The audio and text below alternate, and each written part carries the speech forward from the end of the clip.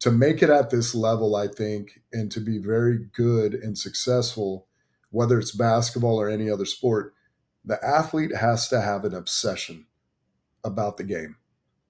Because if they don't have that passion and obsession, at some point, someone's going to see through you as an evaluator. Player development is human development. It has to be conducive to the human that's the player in terms of their overall development. You do that, they buy in, and they have the game, that's when you get something special.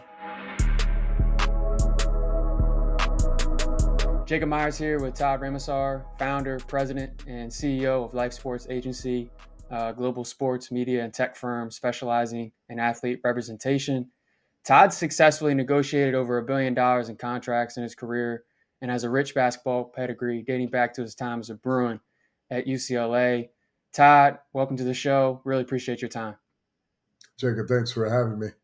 Fun to be here. Let's start with the roots of your basketball journey. You're a lifer. You've been able to see and experience a lot of different things. But what was the moment for you where you're like, man, I think I like basketball more than most? Oh, wow, that's a great question. I think I had an older brother that was playing, so it was always football and basketball in our home. But I think growing up in Southern California in the 80s, it was Showtime Lakers. So it was in basketball, Showtime Lakers. Up north, it was the 49ers and Joe Montana. So it was a good time in California for both sports. But I really fell in love with the game, watching the Lakers, watching Magic Johnson and the Lakers go on their run there in the 80s. What were you like as a player? You know what? I always say like I was a jack of all trades. I think growing up watching Magic, it was more of a facilitator, unselfish, and doing anything possible to win the game. And I would say, especially growing up, I had a high motor. Growing up in LA, growing up Mhm. around that, basketball culture, what was it like for you being a part of that UCLA program looking back over those years? I'm sure it's shaped, relationships, how you approach, life, business, basketball, family, etc. I mean, growing up in Southern California, if you're playing basketball, it's UCLA. If you're playing football, you're going to the other school down the street.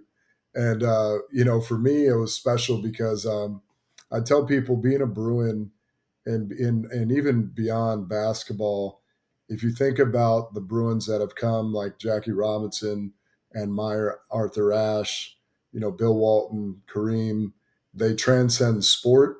So to be a part of that tradition and being a Bruin, and not just from a sports standpoint, but also just from an academic standpoint, it's opened up so many doors for me, not just here in the U.S., but even as I travel globally and people ask where I've went to school or find out what program I played for. It's the gift that keeps on giving.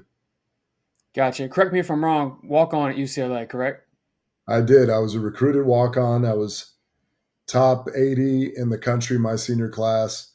We had a number one recruiting class, Coach Lavin, and that class in '97. The class of '97, we had 6 McDonald's All Americans out of Southern California. So they ran out of scholarships, but I knew I would get my scholarship once I was there, which I did. I couldn't just miss out on having an opportunity, especially with the Bruins winning the championship 3 years prior in '95. Definitely. Loaded freshman class. I mean, big Yeah. time names, live success. You battled some injuries throughout college, right? Mhm. I did a shoulder injury. Gotcha. So, kind of transitioning to, what you did after college, how did your experience in college going through some adversity with an injury, being selfless enough to bet on yourself, long-term satisfaction, to be a preferred walk-on, earn your scholarship, be Mhm. around players that, you weren't going somewhere where you knew you'd be the guy, right? Like it was very team focused. How has that shaped you from the lens of building your own company? But let's maybe start a little bit earlier for people to know your background after UCLA with like the early steps you took post college in your career. Yeah, so everything that moment of college, I'm sure for a lot of people, impacted my perspective and lens that's guiding me in this business because not only was I playing, and then as you mentioned, the adversity from tearing my shoulder, but also I started working in the business when I was the end of my sophomore year. After the season, I started working with R and Tellem. So being able to see the business or the game of basketball through the lens of business, but also see it through the lens of a player, but also as a peer of players that were transitioning to the NBA and going through the agent process. A lot of that influenced and guided me to really establish life.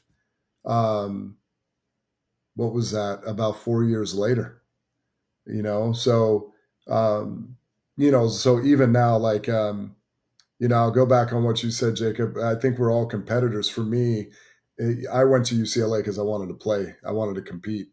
So I wasn't looking at it as if I was a walk on or, I'm allowing other people to just play ahead of me. I still had that competitor in me to feel like I was going to get on the floor, whether it was realistic or not. But going there and then having the shoulder injury, even now when I'm talking to some of my athletes, like that surgery probably could have been avoided or less severe because, like most young people, you think you're invincible and you're playing through injury. And little did I know it kept getting torn more and more to the point where it was completely torn in terms of my labrum. So, like little things like that help me guide my clients to, not only talk to them about the importance of medical or mitigating risk of injury, but also from the standpoint of when they do have an injury, what, the experience of having to go through that and sometimes how dark that could be, especially when the game is taken away from you and you're seeing your peers or teammates, still competing and you're having to watch on the sideline or do rehab. And then you even have setbacks and so forth. So that was all, as well as a business experience, all those experience combined are what helped guide me in terms of representing our clients. Gotcha. Yeah, and I think it also translates to the the players and people your group has represented recently. I mean, Hmm. even as recently as Cedric Coward, someone that sat out most of this season with a shoulder injury. You see him, you're watching a game, he's engaged on the bench. He's like a cheerleader almost. I don't say that in any derogatory term, but like fully engaged, being a Hmm. teammate, not making it about himself, not sulking, getting through the dark times. And a guy like Pascal Siakam, his journey, live adversity. Andrew Nembhard, one that I've thought about a lot this year with NIL and guys that sometimes get anointed early. Andrew Nembhard had a very rich grassroots kind of resume going into Florida. He declares, tests the process, ends up being a multi-year guy, and now you look at him in the NBA Finals, and you just see the toughness exuded every possession from. He just obviously built a lot of grit going through the situation he went through. A guy like AJ Mitchell, Cedric, like I said, Nique Clifford. So how has that really shaped your like evaluation? Like take us through the lens of your evaluation process, how you're going to identify these players, evaluate these players, and what are some of like the non-negotiables you look for when you're evaluating a potential prospect? Well, it goes back to the initial question you asked or the last question around UCLA. Like that was a special time when you're playing with Baron Davis, who was the number one overall, recruit, Gatorade National Player of the Year, and Earl Watson and Jason Capono and so forth. I could go on and on. Matt Barnes. Um, Also during that time, like Kobe Bryant used to come to our practices, and him and Barron would play one on one on the sideline. So I know a pro when I see one. I don't get caught up in rankings. Obviously, I value people's opinions that are experts or coaches and so forth. But I think it's knowing the NBA business and what NBA personnel and coaches are looking for based on what's trending in the NBA or what the game is evolving into. Like even now, like I think the value of centers is increasing in the NBA. Why? Because the game is getting more physical. If you watch it in the last two postseasons, where now teams are loading up on bigs, like physical players that they know could stay on the floor and not get in foul trouble because of the physicality. So just knowing things like that and the skill set, positional skill set and size and athleticism and so forth, when I'm looking at a prospect, you first have to look at the talent. Like, do they have the measurables and positional size?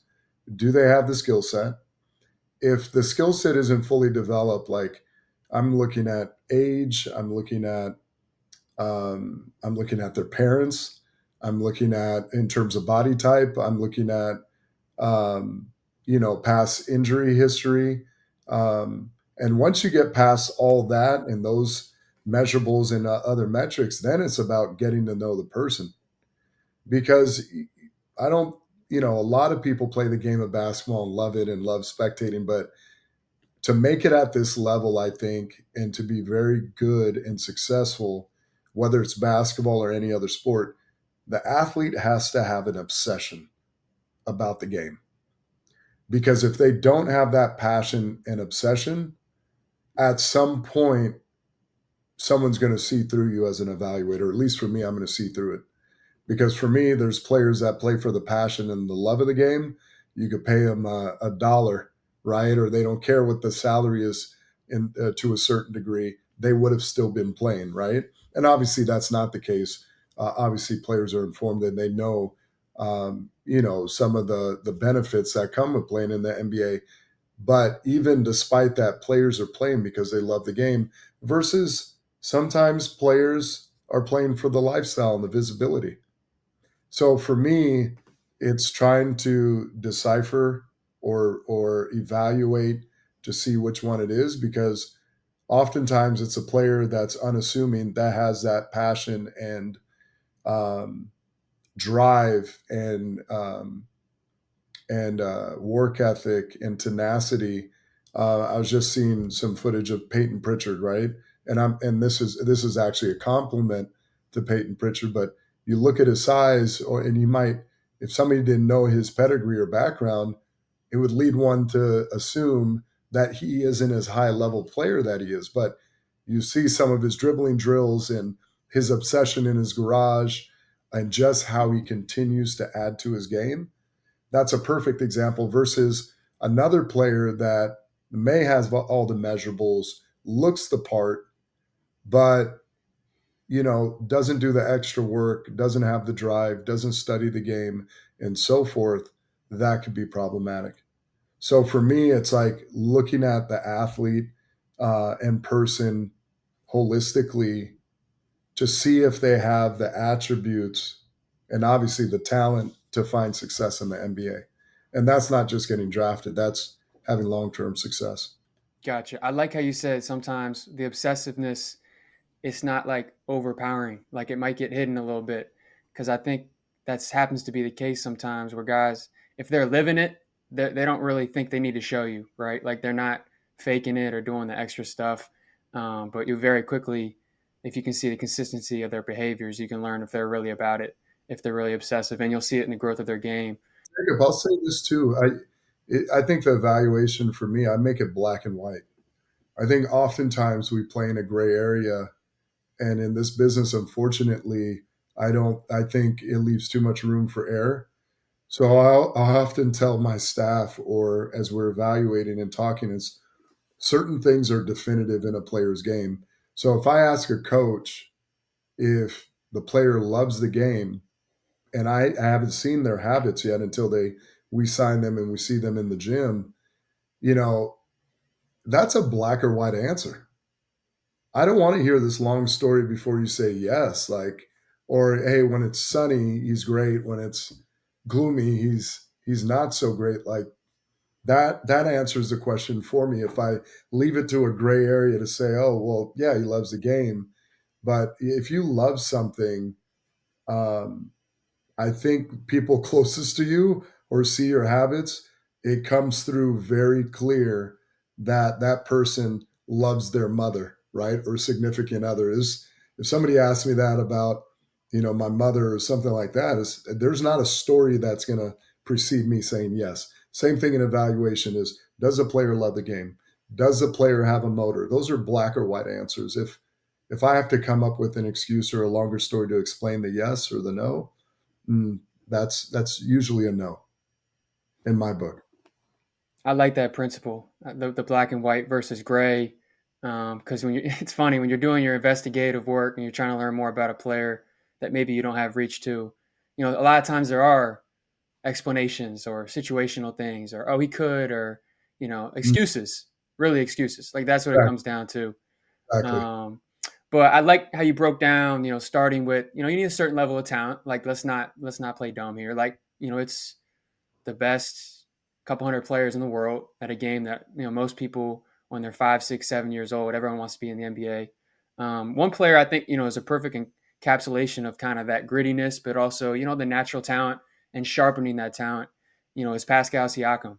So could you Mm-hmm. walk through kind of the process to our listeners of identifying him, like your first kind of touch point, and some of those steps early where you started to kind of learn a little bit more about him, and how that kind of just multiplied and multiplied. And he's in NBA Finals, 9-figure player, one of the best players in the world. Yeah, I thought it was very straightforward with Pascal.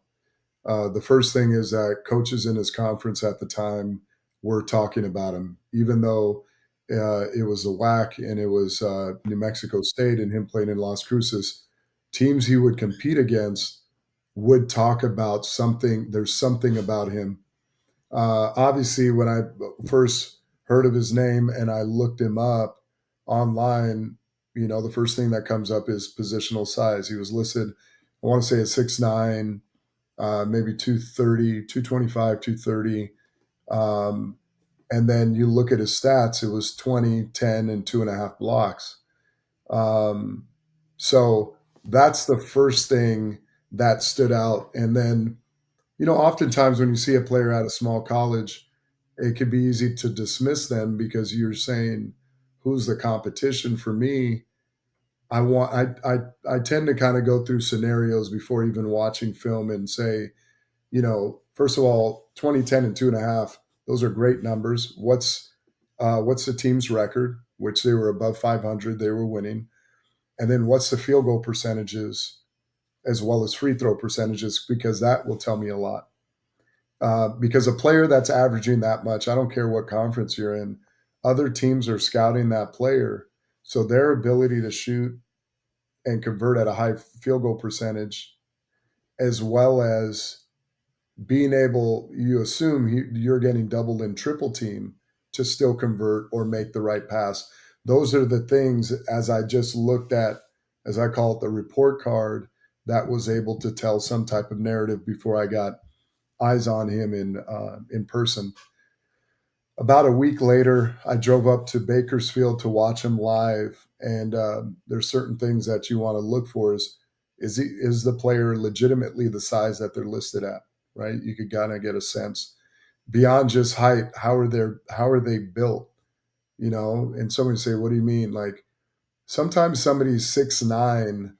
I'll just say this: somebody's 6'9" versus someone 6'6" like Draymond Green that has this incredible wingspan, and how he's built can actually almost be this, same functional size in the game. And then sometimes you find guys that are 6'9" and have the wingspan and have the athleticism and the broad shoulders and so forth.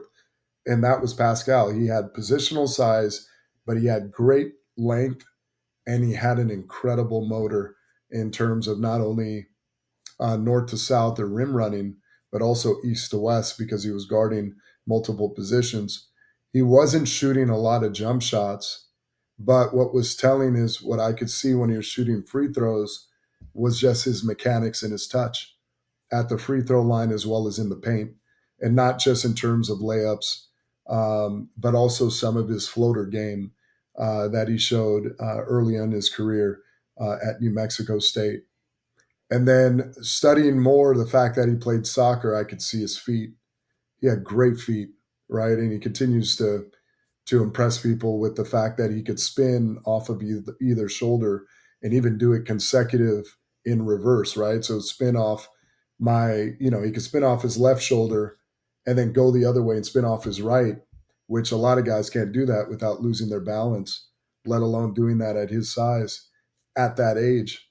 So that was everything on the court. He checked all the boxes. I saw him after the game.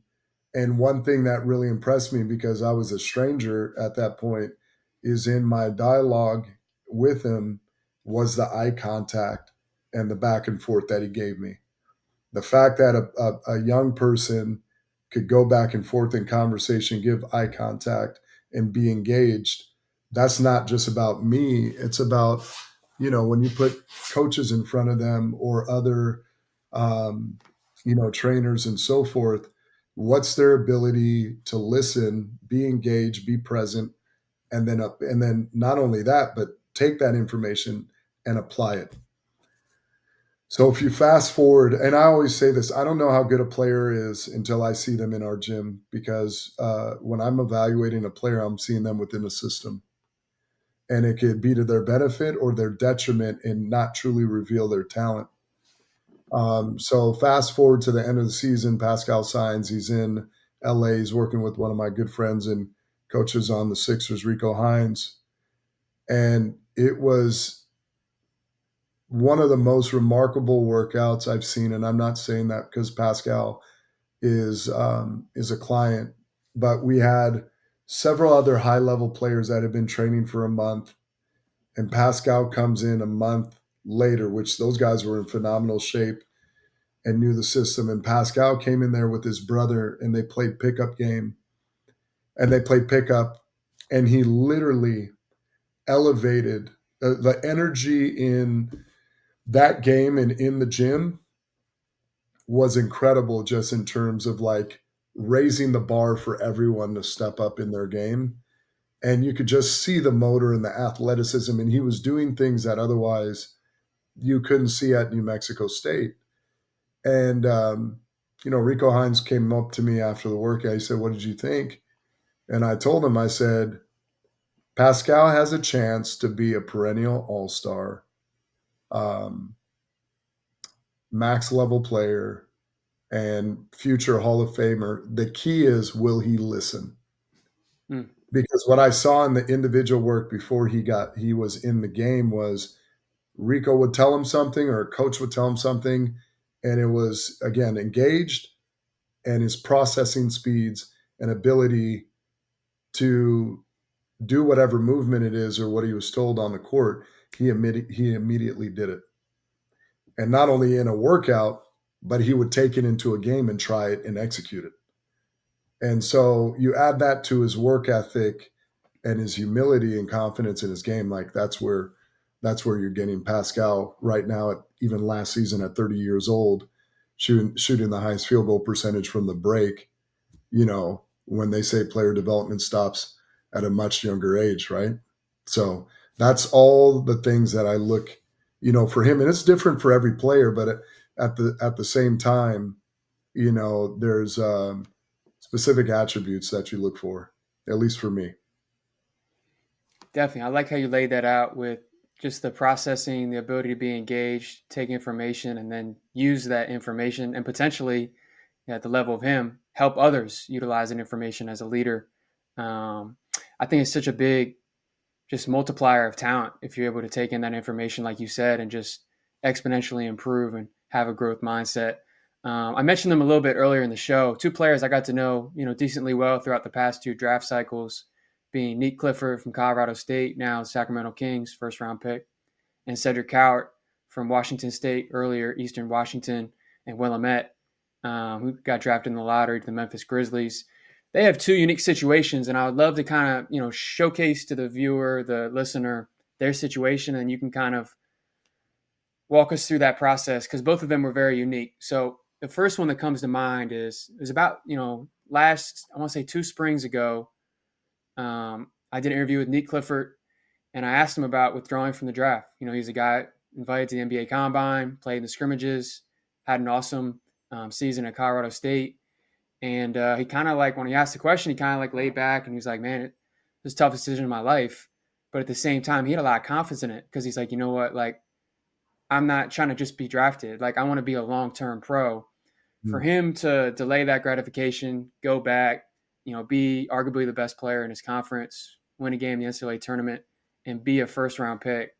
Walk us through how difficult that is to weigh that decision, right? Being a player that, gets invited to Chicago, maybe they're doing, I think he did maybe 4 or 5 workouts, maybe more, maybe less, and they are on the fringe. But, there's a lot of different variables, and the window to make the decision is pretty tight. So kind of enlighten us on your strategy, your team strategy, how you approach a process like that, and, some of the things that help a decision like that, become so successful. Yeah, it's a lot of times it may be a difficult decision for our client, because it's an emotional decision. They feel so close, but yet so far away. For us, it's eliminating the emotion Hmm. and really getting to the core of where a player is projected based on feedback directly from NBA teams, not from mock drafts, not from the media, not from hearsay, not our opinion. What are the facts and what is the consensus? And in that year for Nique, it wasn't where we felt it was at the level of his talent, where we knew he could get, and also where we felt confident in telling him to stay in the draft and that he would be a first round pick. And also from a basketball standpoint, as I evaluated Nique, it's and you see the difference between his that year versus this past year.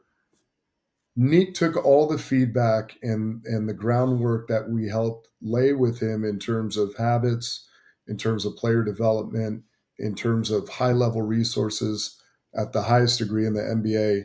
And he took that with him into the offseason and into the season.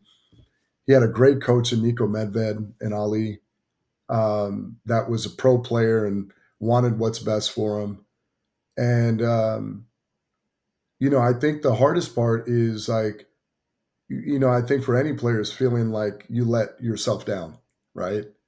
But for Nique coming from Colorado and then finding all that success at Colorado State, I think what a lot of people don't understand is you could go from playing basketball in a game that you love in a college setting, with fans screaming and everything else, and coaches on the sideline and everything that comes in that environment. But when you get into the NBA process and you're in a combine or these individual team workouts, you're being evaluated. And that evaluation is going to dictate what your future may look like a few months later, right? And that could be overwhelming. So, not to say that that was necessarily the case with Nique, but it does factor in for any young player that's going through this for the first time, especially when you're in that range of 20 to 40 going into a draft. It's You have to be very locked in, and the more experience you have in that type of setting, which for him he had this past year in terms of testing the waters the previous year, it was a lot more familiar, so that it wasn't overwhelming and he could focus purely on his game and his performance, whether it be in the combine or even in those workouts. Now, kind of advancing onto that, Cedric had tested as well. Was Hmm. out there in LA working out with the guys, Zach Gonzalez. Maybe not as vividly public, just because he wasn't in Chicago. He followed Coach David Riley, terrific young coach, to Washington State. He probably had one of the more unique situations I've seen in my short time, being a guy that started at the non D1 level, makes the jump, and just continues to like really sharpen his axe. Has terrific, 6-game stretch this year before getting injured. Ends up declaring, entering the transfer portal, commits to Duke. He goes on visits, ends up a lottery pick in the draft to Memphis Grizzlies. So, enlighten us a little bit the behind the scenes on that. Yeah, you know what? I don't think I have enough time to explain, because this, I've gotten a lot this summer and recently about how I identify players or how we identify players. The one question that no one is asking is, how do you develop players? Because if you look at the success we've had with our clients, Andrew Nembhard, represented since he was at Florida, Nique from his second to last year, junior year, Cedric, same thing. It's no coincidence that they entered and withdrew and came back as better players. So it's a system that we put around our clients in terms of player development. But even a bigger factor is the conversations. Because to your point, Jacob, it's like, how does Cedric go in there in that setting and not feel overwhelmed when 3 years prior he was at Division 3, and then he goes to a low mid major, and then a mid major, a high mid major in Washington State, and only plays 6 games and ends up going to lottery. It's a lot of it I would attribute to it's the work that we're doing, the actual work, the physical work, and the resources and the information being shared with the clients, or in this case, Cedric. But it's the conversations. It's I'm having conversations with Cedric or Nique about a vision of what the future looks like, and that by following this plan, they're going to get there, right? But you have to be disciplined and you have to work in these areas, and you use comps or you use examples because you see Nique's size and his skill set. You could see that he's going to be a high level wing. And I was even saying earlier he could play the one, right? Which we were able to see at summer league. That's not far off. He's going to be able to play backup minutes as a one at 6'6". Cedric is has some physical attributes that are otherwise not normal for somebody at his position and skill set. You look at his 7'3" wingspan, you look at his big hands, you look at his size and shoes at 6'6". Guys with that length and that hand size don't have a picture perfect jump shot like he does. And he's not even limited to just being a shooter. That's what makes him a little bit different. In both guys, in both Nique and Cedric, when you meet them and you see their habits, then you start to realize it's no surprise you get to see why both of those young men are successful. But getting back to Cedric, he's just a unique individual, and I'm not just saying that in terms of basketball, but off the court, in terms of, again, processing speeds his mind. He has an obsession about the game. He's an encyclopedia to the game, like a few of my other clients. And as nice and humble as he is, like, he does not back down. He does not back down from the competition. So the other beauty about it is with guys' arrival in the pre-draft process early, I make my office the gym. So I'm in the gym every day. And the beauty about it is you get to see the progression and the players evolve. If I step away for a few days and I come back, I could literally see them get better, and all this data is coming back. So, for example, Cedric checked in with us at 198 pounds. He left 212 pounds, right? And what you start to find, as long as I've been doing this, there's certain things that start to reoccur in every pre-draft with players, and you just hold them to be true. So you know certain things are going to happen if they're getting the quality of work, the proper diet and nutrition, the proper rest, and then just the proper tutelage or coaching from the staff. Good things are bound to happen. And if guys aren't buying into that, you have an optional shooting workout and they don't show up, that's telling in itself. We did a sit down with him beginning of last summer for our watch list. We try to highlight, some guys that maybe some under the radar freshmen or returners that are kind of not getting enough attention. And at the onset of the show, you talked about some of the human qualities that, signal someone's going to be successful. Body language, eye contact, the ability to take information, articulate themselves very clearly. The thing that really stuck out for me was how willing he was to talk about his weaknesses. And he was very self-aware and, maybe answering questions before they're even getting asked. You know what I mean? Right. And then even, it's funny thing about the timeline of just all this that occurred pre-draft, but we did our film session with him, I want to say the week before the combine. Obviously he didn't play in the games of the combine, still nursing a shoulder injury, but he shot, measured, and he generated a hell of a lot of buzz. I felt like I'm at the Marriott and it's like everyone's talking about him when I turn my shoulder. But when I did the film session with him, obviously this is a guy that stopped playing either the first week of December or end of November.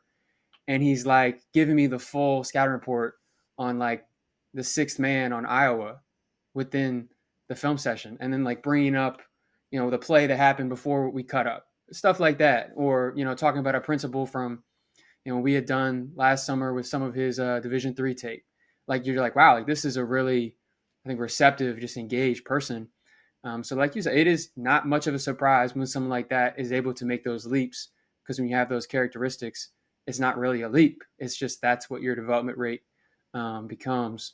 But we talked a little bit about, some of the things you look for, some of the things you've done building out, a clientele of players. What I'm curious is, you also have, obviously you have strong basketball roots.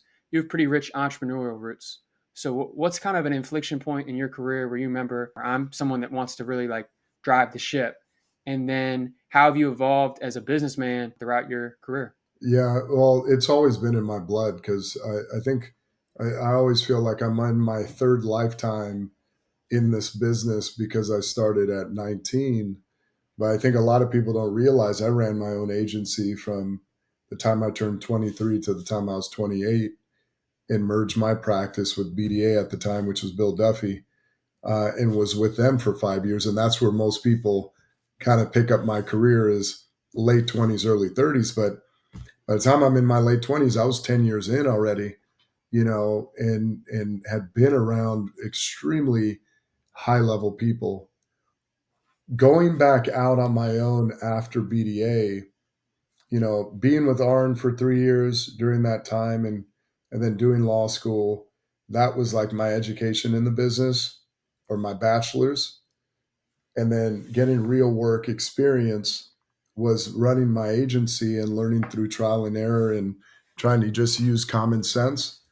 And I have so many stories that are just hilarious because 20 years ago, you don't have this, like you have internet, but accessing information pre social media was not easy. You had to go to a team website or NBA.com, find the team website, find a general number, and figure out, the front office's number, a way to get there and ask for the GM and so forth. And that's how I built up my contact list. But going back to the real world experience of running your own agency, trial and error, by the time I got to BDA, that was my B school because Arn was very corporate. All the agents were attorneys, and Rob Pelinka is now running the Lakers. Bob Myers, as we know, Neil Olshey was doing player development, ended up running the Blazers, and Warren Laguerre, who's co-owner in the summer league, was doing international placement, and of course Arn is vice chairman of the Pistons. So at the time I'm just learning from all of them, Jerry West and Sonny Vaccaro coming through the office frequent, and then doing it on my own. And then with BDA, it Bill having such a large international presence from Yao Ming to Steve Nash at the time, it refined everything I was starting to know about the international. So as far as being entrepreneurial, for me, it's about innovation. Like, I don't necessarily like the status quo because a lot of times it doesn't leave room for the imagination.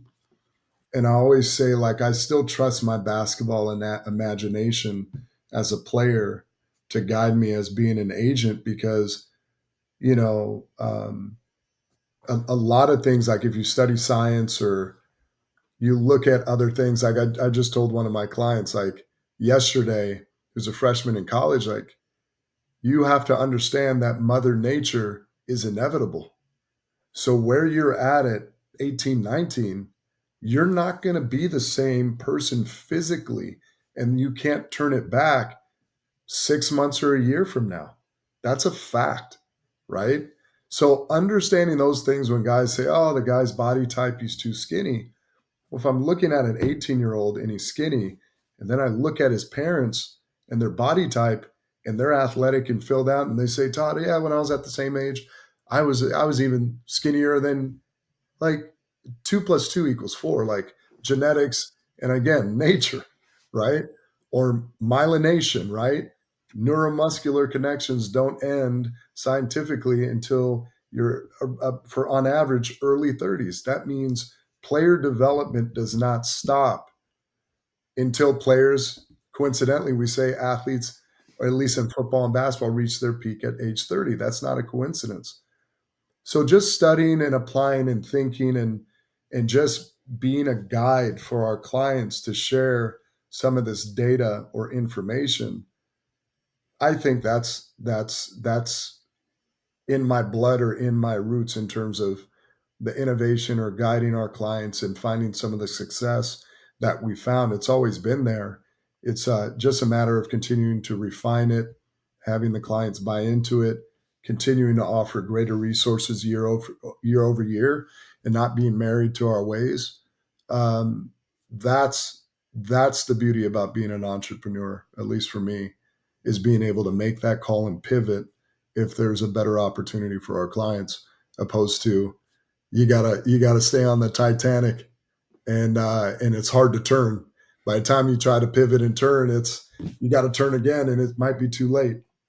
Yeah, I'm glad you brought up the parent thing. On our last episode with Kelly Buffington, Texas Tech general manager, he spoke about the same thing.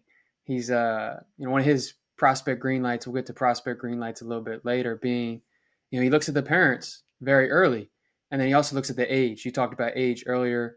That's really important. You can have guys with different body types in the same class. They might be 2 years apart. That's a big like part of the story for them, projecting them out. Like you said, bodies aren't done. Like they're continuing to evolve. Off of that, talking about your roots as an entrepreneur, I think probably the toughest thing for most people collectively is, you can be a solopreneur and then you're an entrepreneur really when you build out a team, right? You scale, and it's hard to really build something of value by yourself. You need to build a team. You need to scale out with people you trust. What advice do you give like a young entrepreneur who's trying to build that like really dependable, trusting team? I would say first you have to reinvest your earnings of a company back into your company early on, and then you have to surround yourself with people that are highly competent, that are going to cover you in areas that otherwise, it's like no different than a team, right? Are going to cover you in areas that you otherwise know is your weak spot or your blind spot, right? And then the other thing is, like, I think it often gets overlooked, and that's why I love sports, um, and the game of basketball specifically, is you find that dynasties are built on culture, no different than great companies. You always hear about the culture. Google the culture, right? The open platform. You go to their offices, everyone's accessible up to the CEO. Like, what's the culture and the dynamic? I always say we're a reflection of our clients. Or people ask me, like, Todd, like, how do you pick your clients? I say, well, if I'm building a championship team, would I want, if I have two draft picks and I'm assigned one, is this the player I would put my job on the line for? Right? Is this a player that I'll not only put my job on the line for, but is this a player that's going to help us get closer to winning a championship? So I don't think it's a coincidence that our clients are in the finals, like Andrew, Pascal as recent as this year, AJ Mitchell in his first year when he won Omax Prosper in the finals a year prior. Pascal winning in 19, Kevon Looney winning 3. That's not a coincidence. Like, we recruit winners and so forth. So in the same vein, for being an entrepreneur, you want to you want to identify talented people in whatever industry that it is, that share the same vision that you have, and that are you're all looking in the same direction in terms of reaching a common goal, whatever that may be, right? And then looking to expand that, because once you do scale and find success, those same people are going to be leading other people.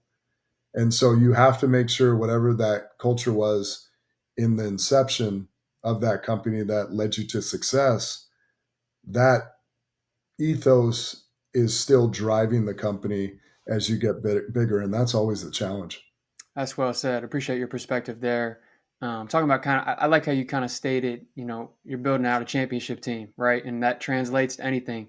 If you're chasing excellence, you need winners around you. Talked about it a little bit before. We could honestly do building a team, green lights, like people working for you, but prospect green lights. So we can read between the lines some of the things you might say with how you've described the players you go after, the people you bring a part of your team, some of the people that have had that level of success. But for you, prospect green lights, we'll start with on the court, then we'll go off the court. Just quick hitters on those pillars, those characteristics that when you're around a young player or someone that's on the journey of going to the NBA, where it's a click, it's a green light. You're like, man, they're gonna be really successful. So like for me, on the court, I always look for younger guys, length, feel, shooting, great processing off the court, like growth mindset, grit, determination, self awareness, stuff like that. So, some of the main kind of characteristics you think it comes down to for you being prospect green lights? Prospect green lights. That's a great question. Yeah, positional size, uh, length.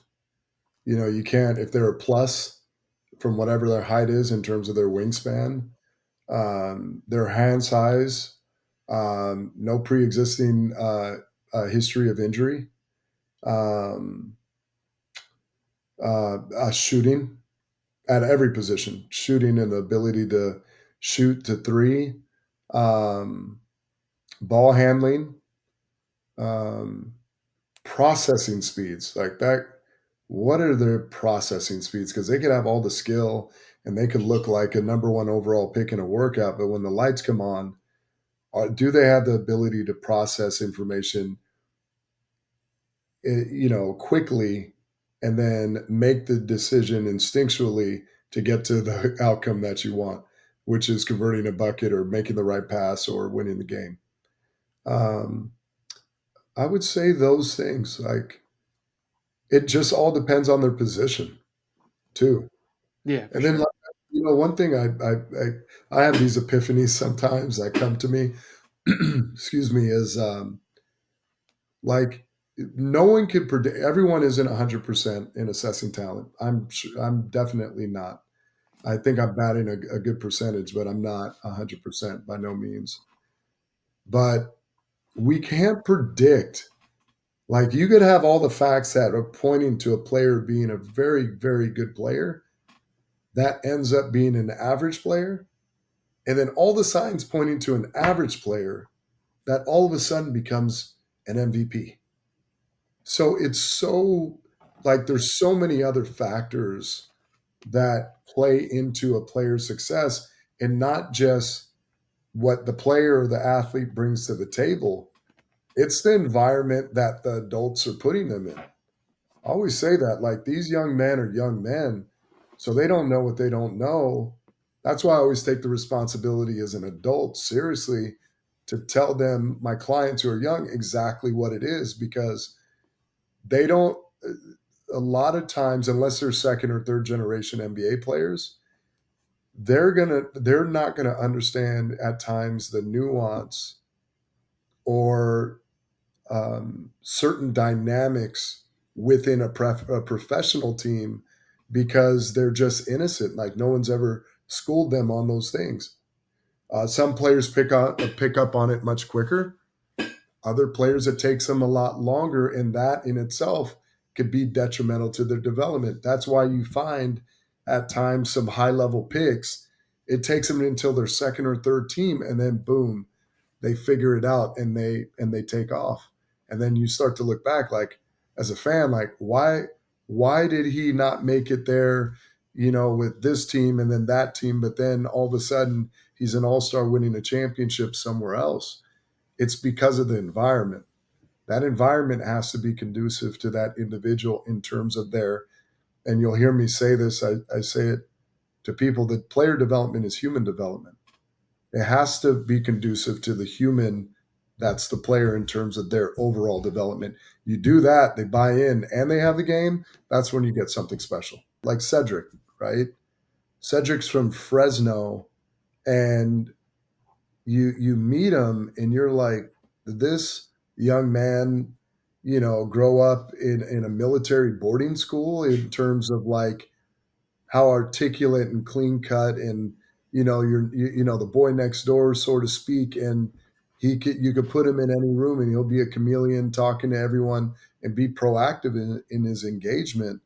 That's just who he is. At first it doesn't seem like it's real, and then you spend enough time, it's like, wow, this is a special individual. There's no way to, yeah, obviously you meet his parents, then you meet his grandfather that ran track at UCLA, and their special relationship, but you can't track, his development as a adolescent to where he's at now to understand or pinpoint like what's that specific it factor about him. You know what I mean? So for me, that's much harder. That's really gathering intel and meeting the player, talking to the family, talking to the coaches, finding those through lines, and then seeing their work ethic or understanding their why. Why do you love the game of basketball? When did you start dreaming of playing at this level? A lot of times, the parents would say he wrote a letter when he was 5, and that's all he knew. When I'm hearing that, I'm like, okay, yep, you know, that's that they've been passionate about it. They dreamt about it. So that's a little bit harder to say green light. Um, because even mental aptitude in terms of GPA or being great in the classroom, that could work against you, right? Yeah. You could not be as instinctual because you're now a perfectionist. Like you're trying to do everything right, and now you look mechanical out there on the floor, right? Opposed to having a little bit of an edge. You're still intelligent, but you have an edge to you that gives you enough of that factor. Yeah, definitely. I think that's well said. There's no cookie cutter kind of thing. But I would say if I had to cheat, it sounds like authenticity is probably the one, and love for the game could be a real differentiator. But no, this conversation has been really fun. I appreciate your time talking about your basketball journey. I think there's Mhm. some great gems on building a business, team building, some evaluation philosophies, and really just some of the differentiators for people that are trying to make it. Period, in and out of basketball. We'll close on this one. You've done a lot in your career. Like you said, you've been around like sharks. Like you've been around the highest level people of success in their respective fields. But for you personally, what's the most gratifying moment of your career or life so far? The most gratifying. That's a great question, Jacob. I would say Pascal getting the max contract that first time around because so many people doubted. And in business, I was just talking to a friend that's a sports scientist yesterday. Like as an entrepreneur or as a person, you can know something with certainty, but the rest of the world thinks you're crazy because you're biased, right? So to have individuals I respect come back, they never said it initially, said, Todd, I thought you were crazy. I didn't think you were going to get it. Or Pascal was going to turn into the player. That was like in a moment. But there's like the most gratifying experiences, honestly, Jacob, are like, you know, it's not the contract as much as the client putting in all the work and then getting the contract, right? And then understanding the impact it will make on him and his family and just everything else they're doing in their community, right? Um, and then the other gratifying moments is like it's like Kevon Looney. Kevon, I always give him a hard time. He stayed at my house for Easter when he was 19. When I signed him, he probably said 2 words. Like he was like I thought Kevon was like a mute, and like we would have dinner, and I always tease young guys like your food isn't colorful because they don't like salads and things like that. And then to see him evolve and win it, go through some adversity, you know, have a contract, win a championship.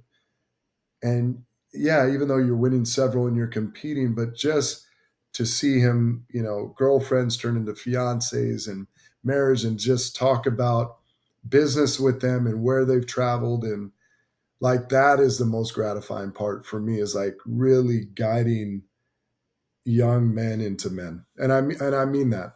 Um, we always my inside circle of friends and coaches, we always say like we wish we had us. Like be the person you wish you had at 19 or 20, right?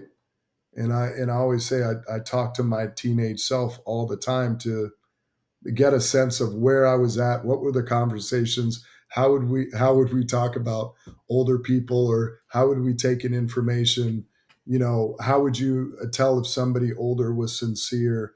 So like be the agent that I would want at 19 or 20. And that's not for everybody, right? But that's why I say like we're a reflection of our clients and vice versa. That's special. Well, Todd, Utmost respect. Appreciate your time. This was awesome. Yeah, no, thank you for having me. This is great. Keep doing what you're doing because I enjoy seeing all the clips on IG and all your interviews. So keep it up.